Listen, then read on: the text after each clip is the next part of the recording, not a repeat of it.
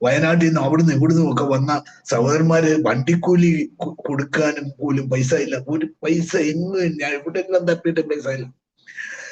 രാവിലെ ആയപ്പോ എനിക്കൊരു ഭയങ്കര വെപ്രാളം. എന്താ പറയാ, എന്തായാലും ഇവിടെ ആരോടെങ്കിലും ചോദിക്കാനൊക്കെ പറയാനൊക്കെ നമ്മുടെ എല്ലാ തെറ്റ് ഇവര് എന്ത് ചെറുപ്പക്കാര് ആകെ വിഷമിച്ച ഇങ്ങനെ. ഞാൻ അന്ന് പാർത്ത വീടിനകത്തൂടെ ഞാൻ അങ്ങോട്ടും ഇങ്ങോട്ടും ഒക്കെ ഓടിയിട്ട് ഞാൻ ചെന്ന് ബുക്ക് വെച്ചേക്കുന്ന പുസ്തകങ്ങൾ അടുക്കി വെച്ച് അലമാരിക്കകത്തോട്ട് കൈയിട്ട് ഒരു പുസ്തകം എടുത്ത് ഞാൻ എന്തിനാ എടുത്ത് എനിക്കറിയത്തില്ല. ഞാൻ ഇങ്ങോട്ട് വലിച്ചെടുത്തപ്പോ എന്റെ കണ്ണ് മഞ്ചി പോയി. 100 രൂപയുടെ ഒരു കെട്ട്, 100 രൂപയുടെ ഒരു കെട്ട്. അന്നക്കാലത്തൊക്കെ ഒരു 100 രൂപ കിട്ടിയ അത് ഒരു 10,000 രൂപയുടെ വിലയോടെ കൊണ്ട് നിൽക്കുന്ന സമയത്ത് ഇങ്ങനെ ഒരു കെട്ട് നോട്ട്